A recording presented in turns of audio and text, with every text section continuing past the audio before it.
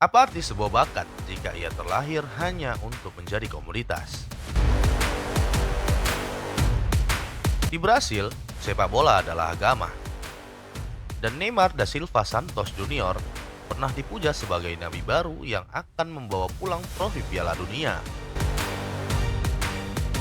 Kita semua ingat awal kemunculannya. Rambut mohak, senyum lepas, dan gocekan menari-nari yang membuat para bek lawan terlihat bodoh. Dia adalah keindahan sepak bola yang murni. Oase di tengah industri yang mulai mekanis. Tapi hari ini, di Bang Wow Football, kita tidak akan membahas trofi-trofi yang ia menangkan di Barcelona, atau bagaimana dia menari di lapangan hijau. Kita akan masuk ke sebuah ruangan gelap, di mana masa depan seorang anak ajaib ditukar dengan tumpukan uang kertas. Kita akan membongkar bagaimana seorang ayah perlahan-lahan mengubah anaknya dari seorang seniman lapangan menjadi budak korporat paling mahal dalam sejarah manusia. Siapkan kopi kalian, matikan lampu. Mari kita menguliti tragedi di balik gemerlapnya sang Sultan Neymar Junior.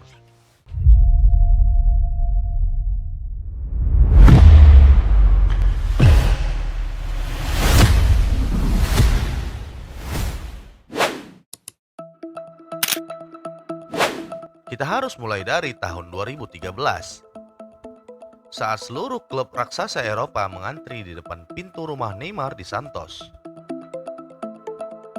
Real Madrid menawarkan uang berlimpah, tapi Neymar memilih Barcelona.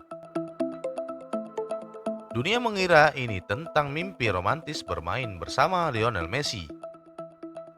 Akan tetapi, dokumen pengadilan Spanyol berkata sebaliknya. Ini bukan tentang sepak bola, ini tentang transaksi rahasia.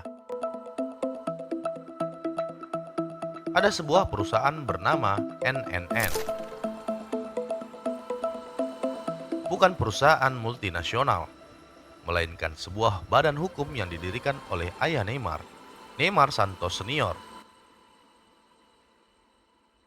Ketika Barcelona mengumumkan transfer Neymar sebesar 57 juta euro, publik mengira itu angka yang jujur. Sampai akhirnya, Kejaksaan Spanyol membongkar sebuah kotak Pandora. Ada aliran dana di bawah meja sebesar 40 juta euro yang tidak masuk ke kas klub Santos, melainkan langsung masuk ke rekening pribadi sang ayah. Bisa kalian bayangkan, sebelum anaknya bahkan menendang bola pertama di Camp Nou, sang ayah sudah mengantongi kekayaan yang tak habis 7 turunan dari manipulasi nilai anaknya sendiri. Transfer ini begitu kotor hingga memakan korban besar. Presiden Barcelona saat itu, Sandro Rosell, terpaksa mengundurkan diri dan berakhir di balik jeruji besi atas tuduhan penggelapan pajak dan pencucian uang. Di titik ini, Neymar bukan lagi sekedar pesepak bola. Dia adalah aset berjalan, sebuah mesin uang yang diperas demi ambisi finansial luar biasa dari lingkaran terdekatnya.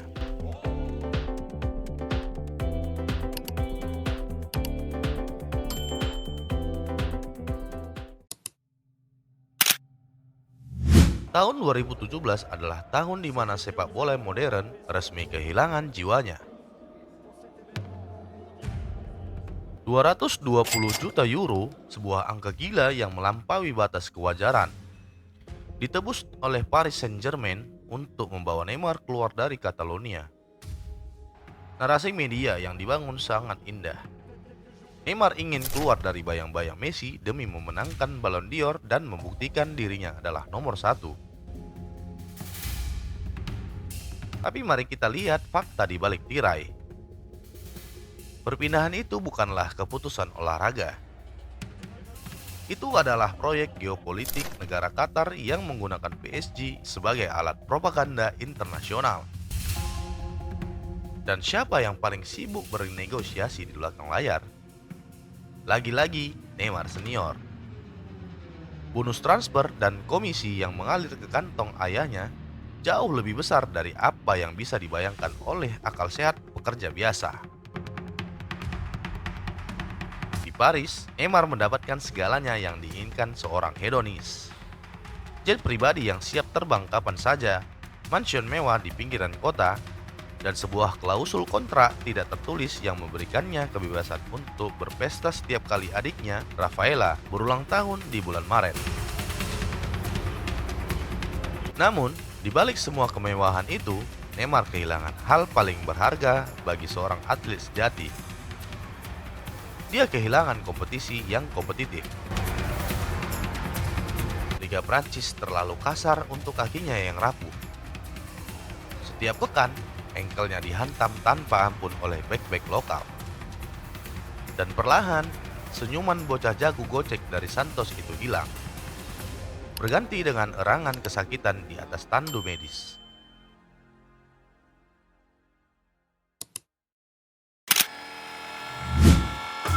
Namun, rahasia paling kelam dari masa jabatan Neymar di Paris baru terbongkar ketika media Prancis merilis dokumen internal klub.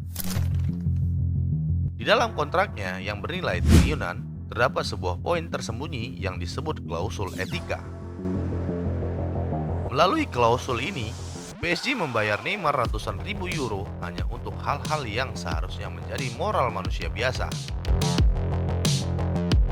Dia dibayar hanya untuk memberikan tepuk tangan kepada fans setelah pertandingan usai. Dia dibayar untuk tepat waktu menghadiri latihan, dan yang paling mengerikan, dia dibayar untuk tidak mengkritik taktik pelatih di depan publik atau media sosial. Bakatnya benar-benar dibeli untuk menjadi produk pajangan korporat yang patuh. Jiwa pemberontak dan kreativitasnya di lapangan perlahan dikebiri oleh tumpukan uang bulanan. Neymar bukan lagi seorang pesepak bola yang bermain dengan hati. Dia adalah aktor yang dibayar mahal untuk tidak membuat masalah di depan kamera.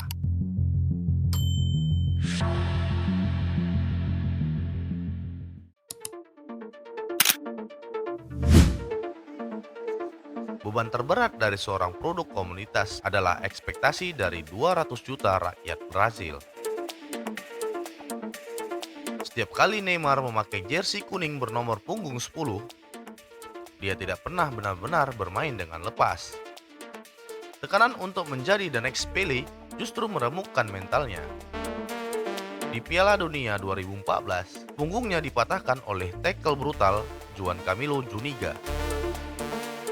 Di Rusia 2018, dunia tidak lagi memenjarakan skillnya, melainkan mengejeknya sebagai aktor drama yang hobi berguling-guling di lapangan. Dan puncaknya di Qatar 2022. Setelah air matanya tumpah setelah disingkirkan Kroasia, Neymar sadar waktu emasnya telah habis. Bakat terbesar yang dikaruniai Tuhan kepadanya telah menguap di tengah gemerlapnya pesta Paris dan urusan pengadilan pajak yang tak kunjung usai. Dia tidak akan pernah berdiri sejajar dengan Pele, Ronaldo Nazario, atau bahkan Ronaldinho. Dia adalah raja tanpa mahkota tertinggi.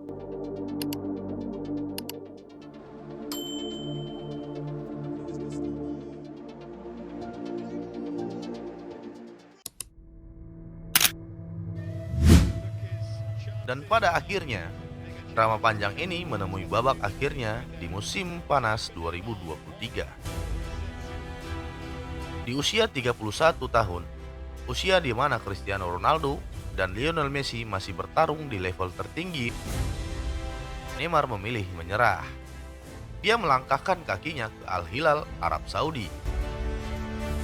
Bukan untuk tantangan baru, melainkan untuk kontrak finansial terakhir yang paling konyol dalam sejarah. Jet pribadi berkapasitas besar, rumah dengan puluhan pelayan, dan ratusan ribu euro untuk setiap postingan media sosial yang mempromosikan negara tersebut. Dan ironisnya, baru beberapa laga cedera ACL kembali menghantamnya. Neymar dibayar triliunan rupiah hanya untuk duduk di tribun penonton sembari menikmati masa pensiun dininya. Sang anak ajaib ini telah sepenuhnya berubah menjadi influencer termahal di dunia. Kisah Neymar Junior adalah sebuah peringatan keras bagi dunia sepak bola. Ini adalah tragedi modern tentang bagaimana uang bisa merampas keindahan dari bakat terbesar yang pernah dilahirkan di bumi Brasil. Apakah kita akan mengenangnya sebagai salah satu pemain terbaik atau sebagai simbol keserakahan sebuah keluarga? Sejarah akan selalu mencatat namanya, tapi catatan itu akan selalu menyisakan rasa bersalah dan penyesalan mendalam tentang apa yang seharusnya bisa terjadi jika dia memilih jalur prestasi dibandingkan jalur materi. Bagaimana menurut kalian? Apakah Neymar adalah korban dari ambisi ayahnya? Atau dia sendiri yang menikmati kehancuran karirnya? Tulis pendapat kalian di kolom komentar. Mari kita diskusikan sejarah yang penuh air mata ini. Saya Bang Wo Football, dan ini adalah sisi gelap sepak bola. Sampai jumpa di pengadilan sejarah berikutnya. Jika kalian suka dengan channel ini, jangan lupa like, komen, dan subscribe Bang Wo Football.